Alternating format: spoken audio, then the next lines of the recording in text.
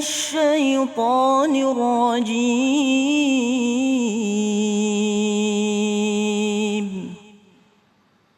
بسم الله الرحمن الرحيم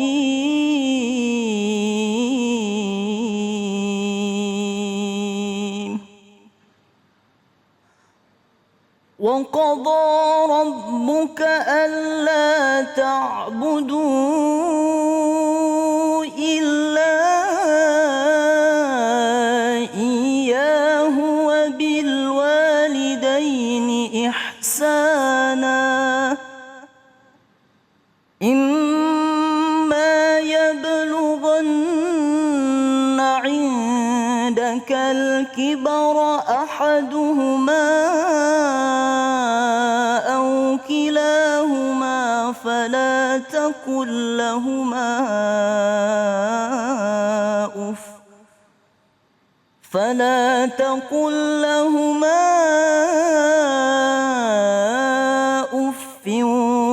ولا تنهرهما وقل لهما قولا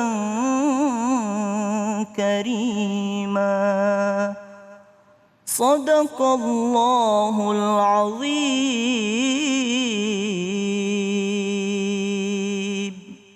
Maha benar Allah dengan segala firman-Nya, Masya Allah.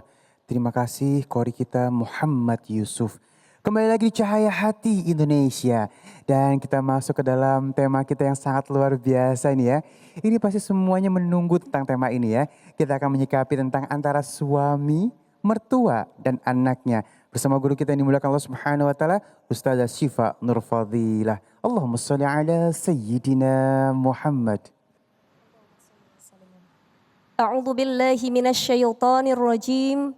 Bismillahirrahmanirrahim. Assalamualaikum warahmatullahi taala wabarakatuh. Waalaikumsalam warahmatullahi wabarakatuh. Alhamdulillah alladzi ja'alan nikah syari'atan lil mu'minin wa barakatan insyaallah lil 'amilin. Allahumma shalli ala sayyidina Muhammad wa ala alihi sayyidina Muhammad. Rabbi srahli sadri wa yassirli amri wahlul 'uqdatam min lisani yafqahu qawli, amma ba'd. Ibu yang hadir pada kesempatan pagi hari ini, apa kabar? Sehat? Alhamdulillah. Alhamdulillah. Tema kita pagi hari ini sangat menarik sekali Bang Ali. Antara ibu, anaknya dengan istrinya. Saya tanya kepada ibu-ibu yang hadir di sini dan ibu-ibu yang ada di rumah, jamaah Cahaya Hati yang dimuliakan Allah Subhanahu wa Ta'ala. Ibu, anaknya sudah menikah? Sudah jadi mertua? Belum? Sudah? Kira-kira kalau ibu-ibu sudah jadi mertua, ibu sayang tidak sama menantunya? Sering cemburu nggak sama menantunya? Ini kebanyakan yang jawab bapak-bapak nih, Masya Allah. Jadi saya ingin katakan pertama begini. Menikah itu adalah ibadah. Menikah itu bukan hanya menyatukan dua anak manusia.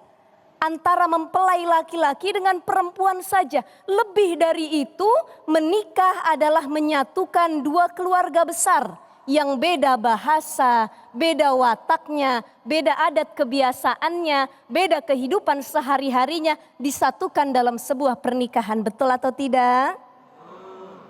Oleh karenanya, karena menikah itu menyatukan kedua belah pihak, bukan hanya suami istri, maka seorang suami bukan hanya dianjurkan untuk mencintai istrinya saja, tapi juga dia harus mencintai keluarga besarnya. Istri bukan hanya mencintai suami saja, tapi dia juga harus mencintai keluarga besar suami. Bu, ibu, selama ini kita berpikir bahwa orang yang patut kita berbuat baik atau kita baktikan hanyalah orang tua kita, mertua tidak. Padahal orang tua itu terbagi dua. Pertama orang tua nasab, yang kedua orang tua sabab. Orang tua nasab adalah orang yang melahirkan kita nih, ibu-ibu ngandung 9 bulan 10 hari. Capek, pedih, tidur madep kanan pegel, madep kiri pegel, tengkurap, takutnya meleduk perutnya ya Bu ya. Ini salah satu perjuangan seorang ibu. Kita seringkali mengatakan bahwa orang tua itu adalah yang melahirkan. Tidak. Ada orang tua nasab pertama. Yang kedua ada orang tua sabab. Nah, orang tua sabab terbagi 3 lagi. Pertama, orang tua yang membesarkan kita hingga dewasa. Ngasih makan, beliin pakaian, ngasih jajan. Walaupun dia tidak melahirkan kita, ini yang disebut dengan orang tua sabab.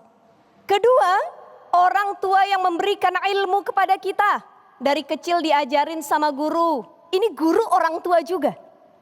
Jadi kalau pengen dapat salah satu nikmat doa yang cepat dikabul oleh Allah, bukan hanya doa dari orang tua tapi juga doa dari guru. Yang ketiga, orang tua sabab itu adalah orang tua yang memberikan anaknya untuk kita. Mertua kita. Jadi birru abaakum tabirrukum abnaukum. Berbaktilah kepada orang tua kita. Niscaya kalau kita jadi orang tua, anak-anak kita juga akan berbakti. Amin ya Rabbal Alamin. Bu, Ibu, Al-Quran sudah sangat menjelaskan sebegitu detailnya. Bismillahirrahmanirrahim. Wa qadha rabbuka alla ta'budu illa iyyahu wa bil walidaini ihsana. Hendaknya kalian berbuat baik kepada kedua orang tua. Wabil walidaini ihsana. Orang tua itu bakal kembali jadi anak kecil kalau udah tua, betul atau tidak? Dulu kita yang kayak anak kecil ketika sudah tua, orang tua lanjut usia itu yang jadi kayak anak kecil. Makanya sabar-sabar kita yang ngadepin orang tua. Ya, ngomong salah sedikit marah. Kagak dikasih duit, marah. Nah, ini sekarang kembali orang tua seperti anak kecil. Nauzubillahimin zalik. Dalam kitab Hikmatut Tashri' wa Falsafah, Syekh Ahmad Ali Al-Jurjawi mengatakan, ini harus kita fahami benar-benar ibu-ibu, para jamaah yang ada di rumah, bahwa perempuan itu adalah milik suaminya. A'zamun nasi haqqan lil mar'ati zaujuha. Siapa yang paling berhak terhadap seorang perempuan, seorang istri, suaminya. Wa a'zamun nasi 'ala rijal ummuhu. Dan seorang yang paling berhak terhadap seorang laki-laki atau suami itu bukan istrinya tapi mertuanya, ibunya. Makanya ibu-ibu jangan pernah cemburu sama mertua. Ibu kalau suami ibu deket sama yang lain cemburu gak apa-apa. Ada perempuan cantik ngedeketin cemburu. Ada janda deketin cemburu. Tapi kalau ibu sendiri yang dekat sama suami kita, jangan sekali-kali kita cemburu. Apalagi merasa tidak pernah diutamakan oleh suami kita. Jadi kalau suami ngasih apa-apa tanya dulu, "Mah, iya papa bawa ini emas 10 gram buat mama." "Alhamdulillah bang sebentar deh bang. Tapi abang ngebeliin ibu juga gak? Saya pengennya kalau abang ngebeliin saya 10 gram, beliin juga ibu 10 gram. Mas Ali kalau beliin bini, beliin ibunya juga gak?" Benar. Karena banyak yang cinta sama istri, mendahulukan istri, mengutamakan istri, tapi dia lupa kewajibannya kepada ibunya. Min aujabatil wajibat. Salah satu kewajiban yang paling wajib dari seorang anak laki-laki kepada ibunya itu adalah menafkahkannya. Jadi istri gak usah pernah cemburu. Kalau suami pengen ngasih duit ke ibunya jangan kita larang. Ini suami mau ngasih duit ke ibunya, "Bang lu pulang nanti tidurnya luar rumah." Kenapa? Ngasih emak mulu duitnya. Sayanya kapan? Nah ini kan salah satu kecemburuan yang tidak diperbolehkan apalagi kepada ibunya sendiri. Jadi kalau suami ngasih duit banyak, kita tanya, "Bang jangan saya aja yang dikasih, ibu kamu juga harus diutamakan." Jangan sampai kita menjadi istri-istri durhaka. Bagaimana istri yang durhaka itu? Istri yang durhaka itu pertama dipandang suami tidak menyejukkan hati. Tidak jadi qurrata ayun. Yang kedua, kalau suami tidak ada, tidak menjaga harga diri dan kehormatannya. Yang ketiga, kalau suami memberi perintah, selama perintahnya tidak melanggar syariat Allah, dia tidak mau memenuhi perintah itu. Ini ciri-ciri perempuan yang durhaka. Dan yang keempat adalah perempuan yang tidak menjadi wasilah kebaikan suami berbakti kepada ibunya. Jadi bapak, ini bapak-bapak di sini cuma ada 2, 4 ya. Kalau punya istri, ketika kita ngasih, ibu kita dia gak pernah cemberut, gak pernah marah. gak pernah cemburu. Nih istri yang begini jangan sampai disia-siain. Kalau belum mati jangan dikubur. Ya, ini susah nyari bidadari surga seperti ini. Jadi taatnya dia, cintanya dia bukan hanya kepada suaminya, tapi juga dia mencurahkan cintanya kepada orang tuanya. Ada salah satu kisah yang sangat menarik sekali. Ini kisahnya masyhur, sering kita dengar. Siapa Bu? Di zaman Rasulullah Shallallahu Alaihi Wasallam ada kisah ini sering kita dengar ya kisahnya. Alqamah salah satu anak laki-laki yang selama hidupnya dia taat kepada Allah. Puasanya tidak ketinggalan, sholatnya rajin, datang ke masjidnya rajin, ibadahnya selalu getol. Tapi satu yang dia tinggalkan, tidak berbakti kepada ibunya dan lebih mengutamakan istrinya. Ini buat para istri yang ada di rumah, apalagi yang baru jadi mantu. Ini harus kita tekankan bahwa bukan hanya emak kita yang harus kita senengin. Tapi juga emak suami kita, bapaknya suami kita, itu wajib kita beri nafkah, wajib kita beri kebahagiaan, wajib kita berikan sesuatu untuk disenangkan kalau mereka masih hidup. Apalagi doanya mustajab. Alqamah ketika di hari akhir hayatnya, itu Alqamah susah mengucap kalimat La ilaha illallah Muhammadur Rasulullah. Datang para sahabat kepada Rasulullah, wahai Rasulullah, ini sahabat kita Alqamah, dia sekarang sedang menghadapi sakaratul maut. Tapi di akhir sakaratul mautnya, dia sangat susah mengucap la ilaha illallah Muhammadur Rasulullah.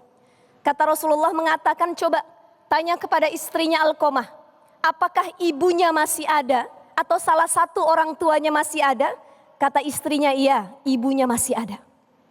Datang para sahabat ke rumah ibunya, kata Rasulullah, katakan kepada ibunya, kalau ibunya mampu untuk berjalan suruh menghadap ke saya.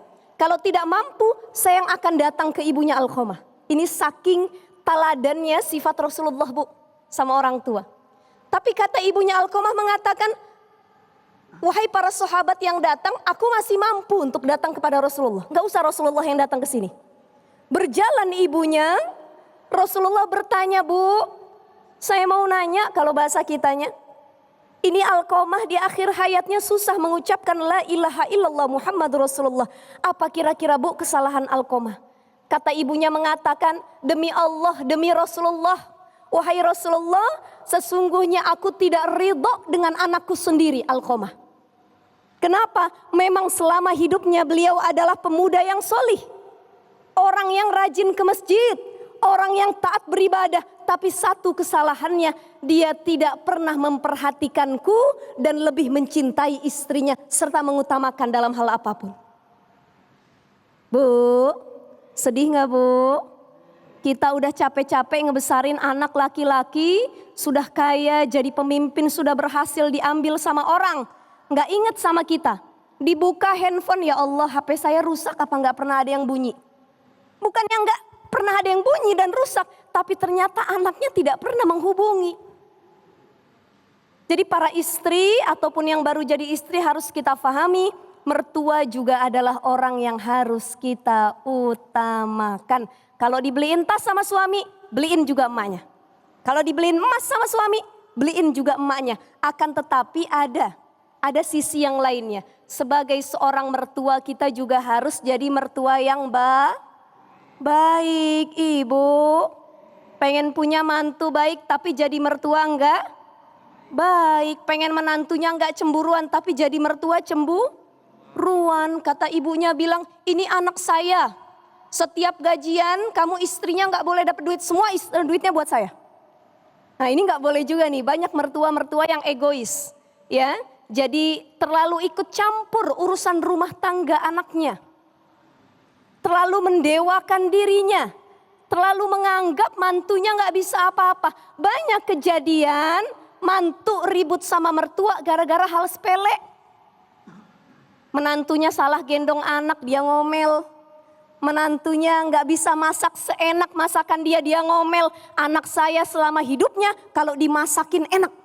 Ini punya istri kagak bisa masak. Cemburu, marah. Nah suami juga agar ibu dan istrinya tidak bertengkar, tetap punya hubungan yang baik. Sebagai suami yang baik hendaknya harus seimbang memberi kebaikan. Baik itu kepada istrinya dia penuhi nafkahnya, kepada ibunya juga jaga perasaannya, berikan kalau memang kesusahan. Inilah ciri-ciri suami solih yang bisa taat kepada orang tua dan juga bisa menyenangkan hati istrinya.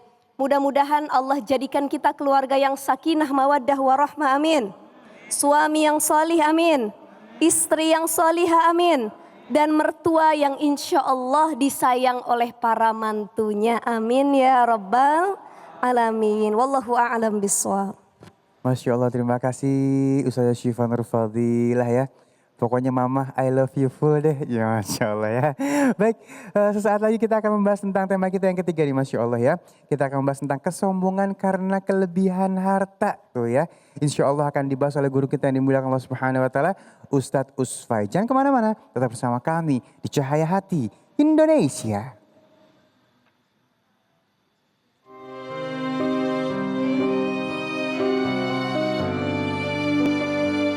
Pemerintah Kerajaan Arab Saudi secara rutin selalu mengganti kiswah atau kain penutup Ka'bah.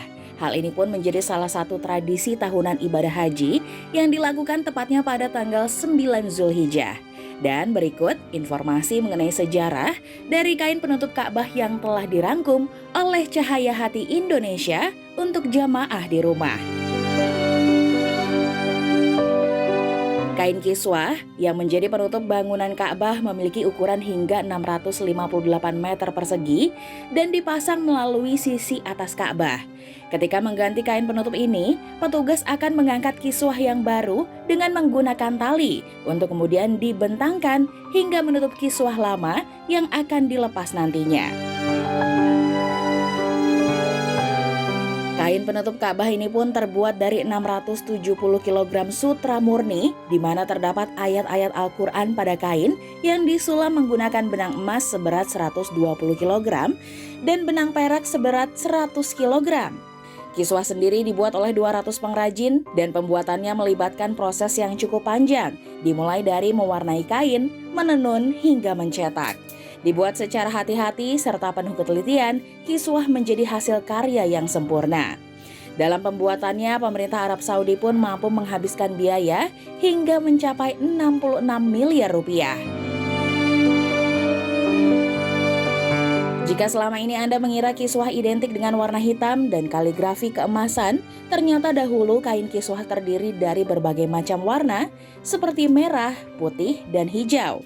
Penggunaan warna hitam untuk kain kiswah pun dimulai pada masa pemerintahan Kekhalifahan Abbasiyah yang terdiri sejak 750 hingga 1258 Masehi, di mana hal itu menggambarkan warna keluarga kerajaan dinasti Abbasiyah, yakni warna hitam.